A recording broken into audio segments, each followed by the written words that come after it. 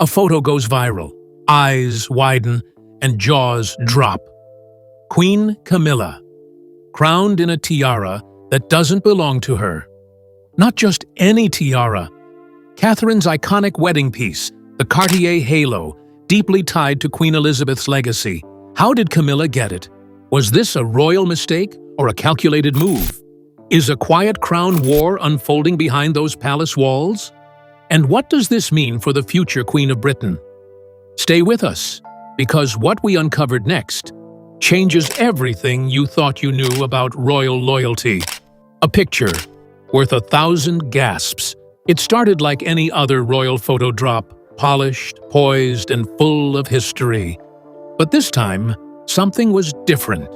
In the center of the frame stood Queen Camilla, looking regal as ever, but on her head was the Cartier Halo tiara, a piece many thought was forever tied to Princess Catherine. Fans immediately noticed. Social media lit up.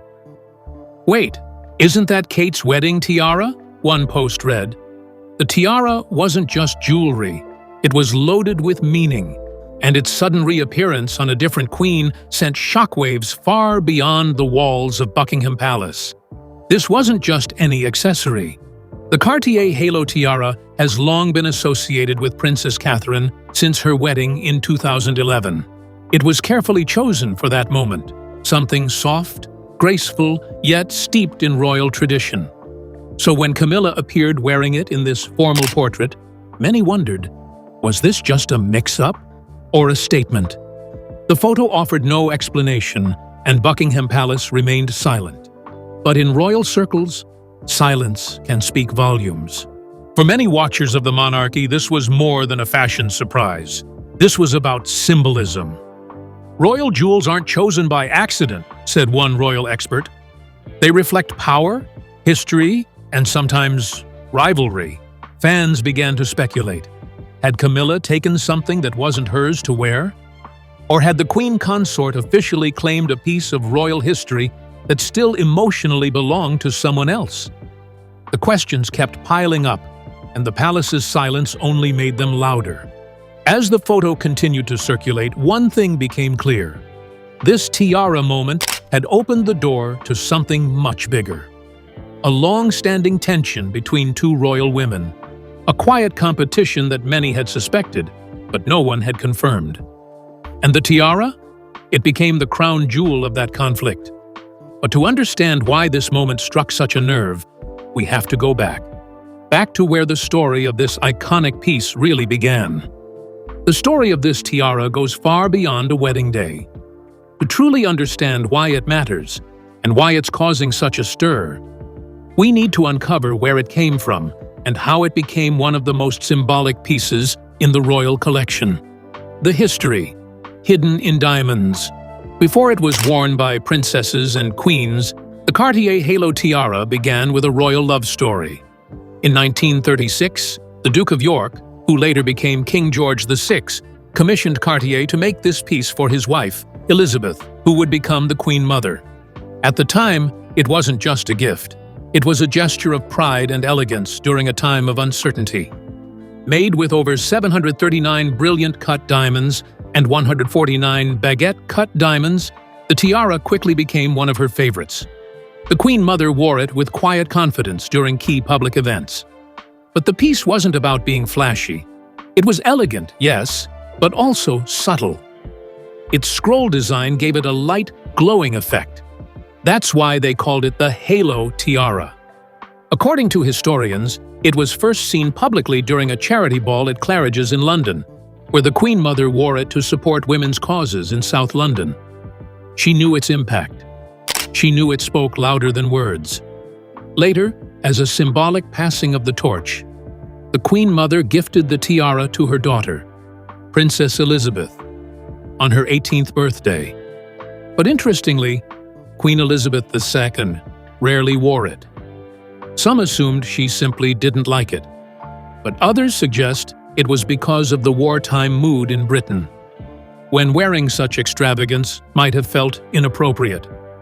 Eventually, Queen Elizabeth loaned it to her sister, Princess Margaret, and later to Princess Anne. After that, the tiara disappeared from public view for decades. Its return in 2011 was unexpected and powerful. This tiara's journey is filled with meaning, passed from mother to daughter, sister to sister, queen to princess. It holds the kind of history that can't be replaced or replicated. So when Catherine wore it on her wedding day, it was seen as a revival of tradition. But now, with Camilla wearing it, some say it feels like a rewriting of that story. This isn't just a piece of jewelry, it's a royal heirloom, said one commentator. It carries the spirit of the women who wore it before. And in that spirit, there's a lot to unpack. So how did Princess Catherine end up with this crown of legacy in the first place? And why did her decision to wear it make such an unforgettable statement in royal history? Let's take you back to the day that changed everything. Catherine and the Crown of Quiet Power. April 29, 2011. The world held its breath as Catherine Middleton stepped into Westminster Abbey. Dressed in ivory lace, glowing with poise, she walked towards her future as a royal. But it wasn't just her dress that made headlines.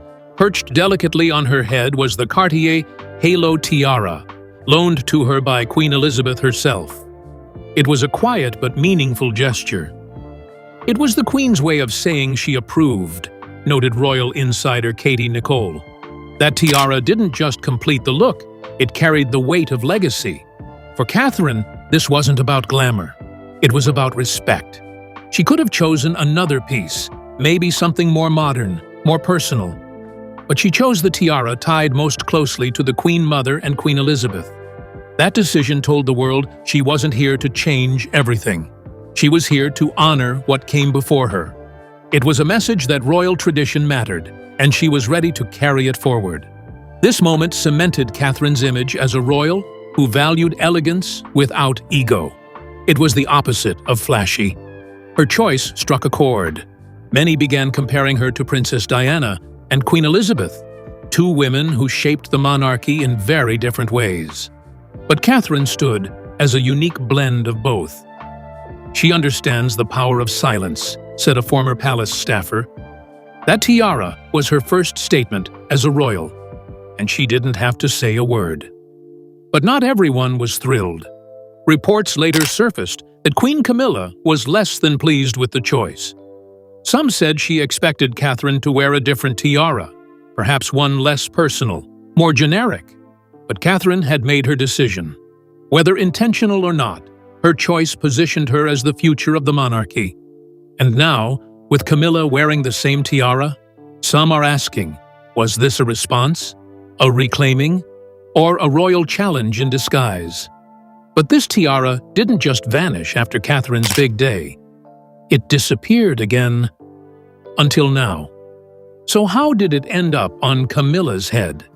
And what does that mean for Catherine, the crown, and the future of the monarchy? Let's dive deeper. A tiara gone silent, until now. After Catherine's wedding, the Cartier Halo tiara vanished from public sight once again. It hadn't been seen in photographs, state events, or official appearances. It was as if the tiara had returned to its slumber, resting in a royal vault, wrapped in history. Many believed it had now been unofficially assigned to Catherine, much like Diana's sapphire engagement ring. So when Queen Camilla was seen wearing it, people were confused, some were furious. The question was simple: how did Camilla get it? There's a long-standing mystery in the royal household about how pieces in the Queen's private collection are managed after her death. The crown jewels are part of the state and are worn based on position and ceremony.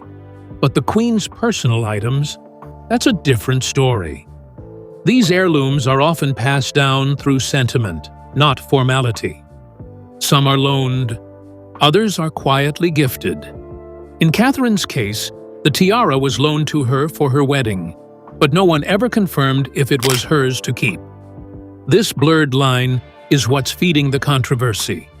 Was the tiara still considered part of the Queen's private estate? If so, did Camilla, as the new queen, inherit it outright? Or was it always meant to return to the vaults, available to any queen consort. The palace hasn't clarified, but some insiders say Catherine had expected to wear it again, perhaps at a future coronation or major event. Seeing it on Camilla now feels like a quiet betrayal. "Jewelry holds stories," said one royal historian. "This isn't about diamonds, it's about what they represent." So was Camilla's appearance in the tiara an innocent styling choice, or something more calculated? A message to remind everyone who holds the crown right now? That's what has royal watchers leaning in. Because in the world of monarchy, where words are scarce, the jewels speak loudest. And when the tiara reappeared, this time on someone else's head, it felt like a secret chapter of royal drama had just been opened. But what makes this move even more controversial is who wore the tiara first in this generation, and how that choice made a powerful statement about loyalty, legacy, and quiet strength. Let's look deeper into the woman at the heart of it all, Queen Camilla. Camilla's long climb to the throne. Camilla's journey to becoming queen wasn't easy. It was long, complicated, and at times painful. For decades, she was the most criticized woman in Britain. Known as the other woman during Prince Charles and Princess Diana's tumultuous marriage, Camilla faced backlash from the public and the press alike. It wasn't until 2005, years after Diana's tragic death, that she and Charles finally married. But even then, the public didn't see her as a future queen. She was meant to stay in the background, or so many thought. For years, Camilla held the title of Duchess of Cornwall. It was a compromise. Queen Elizabeth was reportedly against her taking the title of Princess of Wales, out of respect for Diana's memory. So Camilla remained out of the spotlight, slowly building a new image. Through charity work, public appearances, and quiet support for the king, she began reshaping her role. But old memories don't fade easily. To many, Camilla would never fully escape her past. And now, with Catherine rising in popularity, the comparisons became harder to ignore. Catherine, poised, graceful, beloved by the people, reminded many of Diana. She wasn't just a future queen consort. She was seen as the new heart of the monarchy.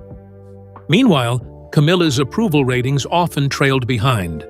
According to several polls, she ranked below Catherine by a wide margin, even years after becoming queen consort. That's why, to some, seeing Camilla in Catherine's tiara feels less like tradition and more like competition. It's not just about royalty, one observer tweeted. It's about reclaiming the spotlight. Was Camilla trying to assert her dominance? To remind the world that she now holds the title of queen, not Catherine? Or was it simply a case of wearing an available piece with historical value? Whatever the reason, the image of her in that tiara struck a nerve. It reopened old wounds. It reminded the public of how Diana was treated and how Catherine has tried to honor that legacy. And in this ongoing balancing act between past and present, Camilla may have stepped into a symbol that wasn't hers to wear. But this isn't just about two women. This is about legacy, image, and the future of the monarchy. Because when Catherine wore the tiara, it meant something deeply personal, not just to her, but to the entire royal family. Queen versus future queen, the monarchy has always relied on image. But in recent years, public opinion has taken on a power of its own. And in that space, Princess Catherine has risen like few others. She's seen as a symbol of grace, humility, and a bridge between royal tradition and modern values. When Catherine wore the Cartier Halo tiara on her wedding day, she didn't just wear history. She became part of it. People saw her as the natural heir to Queen Elizabeth's legacy, and even Diana's spirit. That's no small weight to carry. Meanwhile, Camilla, despite holding the official title of Queen Consort, often plays catch-up in public favor. Many royal watchers believe Catherine has already become the unofficial Queen of Hearts, while Camilla remains locked in the shadows of old scandals. The tiara moment reignited that divide.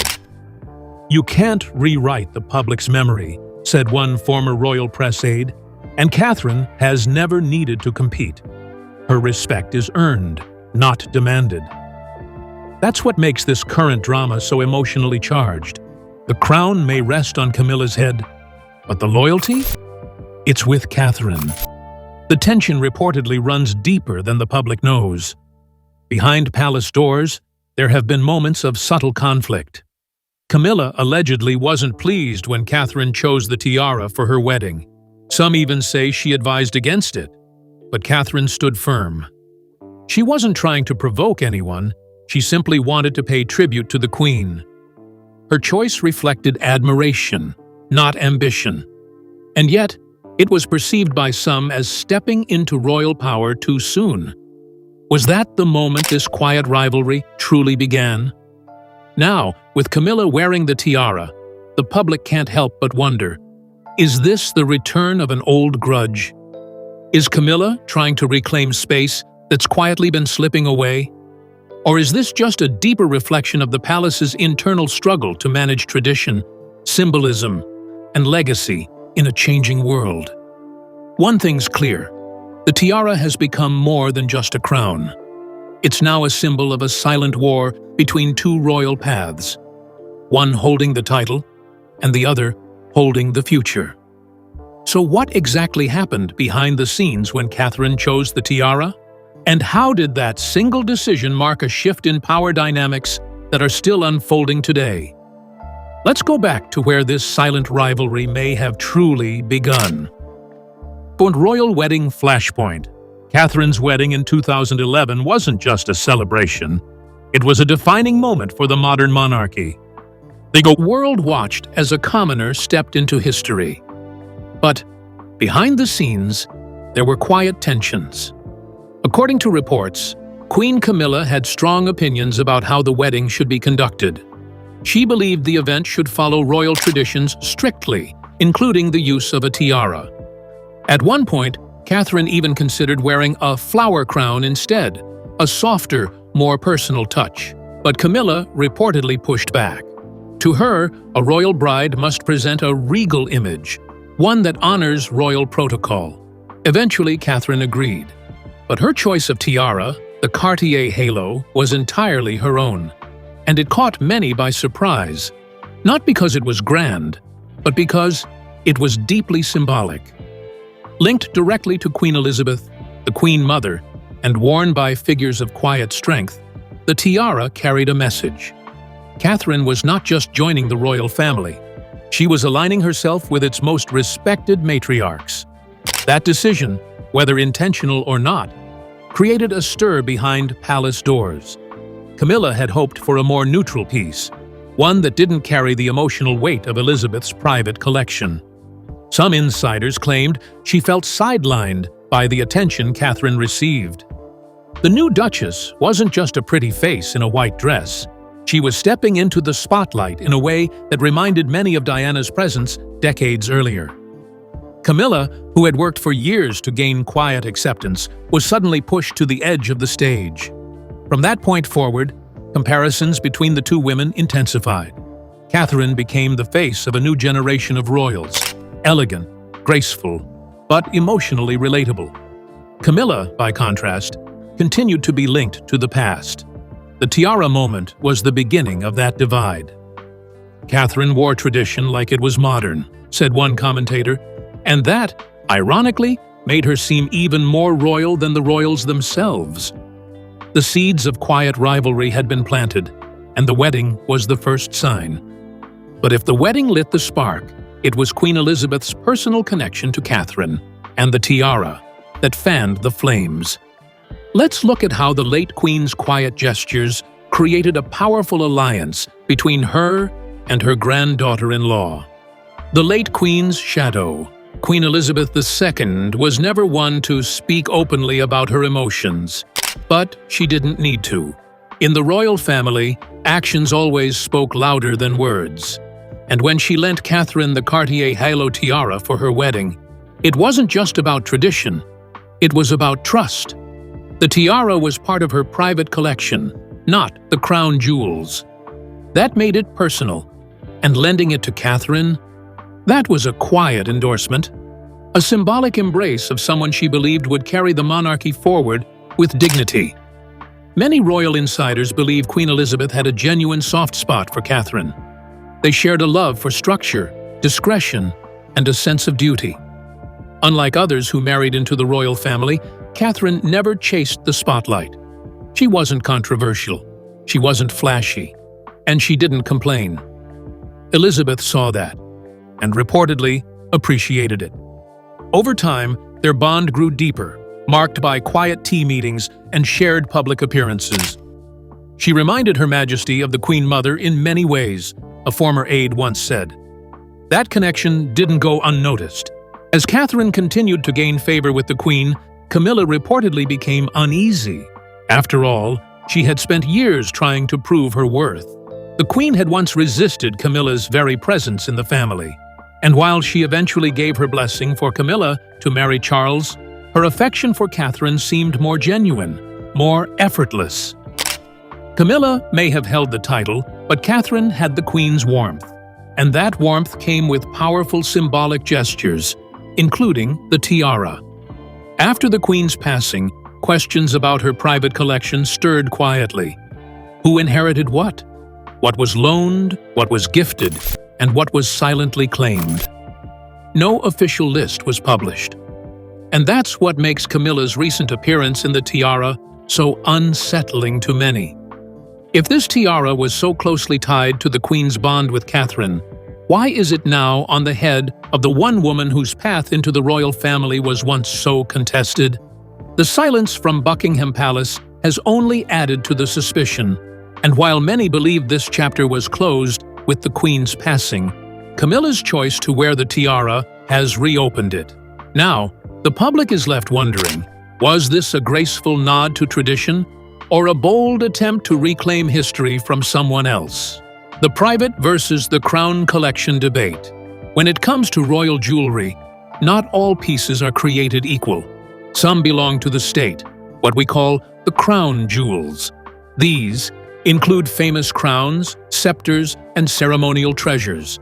But others, like the Cartier Halo tiara, are part of a private royal collection, owned personally by the monarch. These pieces are often gifted, inherited, or loaned, passed down through quiet tradition rather than public ceremony. And that's where things get messy. After Queen Elizabeth II passed, her private collection became one of the biggest mysteries in royal circles. No full list was made public. No clear heirs were announced.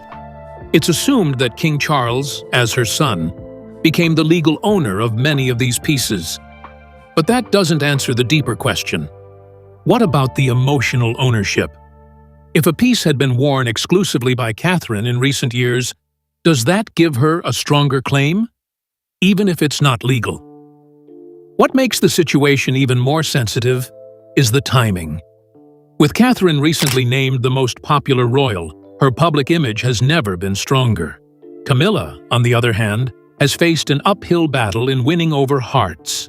Her appearance in the tiara felt, to many, like a power move, a reminder that despite popularity, she holds the current title. But to those loyal to Catherine, it felt like a violation. It was Catherine's symbol, one royal watcher said online. It didn't belong on anyone else. Now, with the tiara at the center of royal debate, the story is no longer just about tradition. It's about territory. And soon, the entire monarchy may feel the ripple effects of this quiet but powerful clash. Symbolism and strategy in royal jewelry. In the royal world, jewelry speaks when people cannot. Every piece carries meaning, especially when it's worn in public. The Cartier Halo tiara isn't just a delicate platinum design. It's a quiet crown. It doesn't scream power, but it whispers influence. And that's what made it the perfect choice for Catherine on her wedding day. Her decision to wear that tiara wasn't just beautiful. It was symbolic. She wasn't trying to outshine anyone. She was showing that she understood the weight of history and was ready to carry it with grace. Catherine has often paid tribute to the women before her through jewelry. She's worn Princess Diana's sapphire ring. She's worn Queen Elizabeth's brooches. Each time, the message was the same: honor, not ambition. She doesn't fight for attention, she earns respect. Catherine doesn't wear jewelry to impress. She wears it to remember, one palace staffer once said, and that's exactly why her fans rallied when they saw Camilla wearing the same tiara. To them, this wasn't about sparkle. This was about taking something that felt deeply personal. That's why this single photo of Camilla in the Cartier Halo tiara has caused such a stir. It didn't look like a tribute. It looked like a claim. And at a time when Catherine's popularity is soaring, the timing couldn't have been worse. It felt strategic, calculated, like a reminder, I'm the queen now. But was that the real reason behind the choice? Or are we seeing more in this tiara than even the royals intended? In either case, the message landed, and it landed hard. And the reaction? Immediate, fierce, emotional. Because the public doesn't just love Catherine, they feel protective of her. And the moment that tiara appeared on another head, the internet turned into a royal battlefield. The press eruption and public fury. The moment the photo dropped, social media exploded. Fans were tagging each other, tweeting side-by-side comparisons of Catherine and Camilla in the tiara. She stole her look, one viral tweet read. Another wrote, that tiara was a gift from the Queen to Kate. Why is Camilla wearing it now? Within hours, hashtag #NotYourTiara and hashtag Queen Kate were trending across platforms. It wasn't just fashion commentary, it was emotional loyalty. People didn't just see the tiara as an accessory. They saw it as a connection to Catherine's quiet strength. The press picked up the story fast. Headlines from tabloids and royal blogs were sharp. Camilla sparks outrage by wearing Kate's wedding tiara. Royal fans furious over tiara swap. And even, did Queen Camilla just break royal protocol? Some publications called it a misunderstanding. Others hinted at tension boiling beneath the surface. But what united them all was one thing. Everyone was talking. In the world of royalty, that kind of attention isn't always welcome. And that's what makes this moment so important. Because while the tiara itself is small, the ripple it caused has shaken the palace walls. Now everyone is wondering, what does this mean for the future? And is the crown secure in the right hands? The future at stake. The royal family is more than just a family. It's an institution. And in times of uncertainty, symbols matter more than ever. The tiara incident may seem small on the surface, but it revealed a crack in the royal image. One that people have been watching closely since Queen Elizabeth's passing. Who holds the power now? And who holds the people's trust? If Catherine was seen as the spiritual heir to the Queen's grace, Camilla's move to wear the tiara felt like an unspoken challenge to that legacy. Right now, Catherine is the most beloved royal according to polls. She's relatable, composed, and never seems to seek the spotlight. Yet it always finds her. Her rise has been slow and steady, built on work, not scandal. And with William by her side, many see them as the true future of the monarchy. Camilla, despite her official title, has always had a more complicated relationship with the public. Her past, her image, and her perceived role in Diana's story have made her path more difficult. And yet, one can't help but ask, was this moment of tiara drama really about fashion? Or was it the result of years of quiet rivalry building up behind palace doors? Let's unravel where this silent battle truly began. When jewels spark war. This wasn't the first time royal jewelry triggered whispers of tension, but it may be the most symbolic. The Cartier Halo tiara has now become more than just a crown. It's become a battleground for legacy. On one side stands Queen Camilla, seasoned, strategic, and now officially wearing the crown. On the other, Princess Catherine, graceful, beloved, and rising as the face of a modern monarchy. And the tiara? It's no longer just a relic of the past. It's a message, sent without a single word spoken. Behind the walls of Buckingham Palace, everything is orchestrated. Every brooch, every necklace, every accessory is chosen with intention. So when Camilla wore the one tiara most emotionally tied to Catherine's royal journey, it wasn't seen as coincidence. It was seen as a signal. Was she trying to reclaim royal ground, or simply reassert her authority as queen? Jewels in the royal family are rarely worn by accident, one fashion historian said.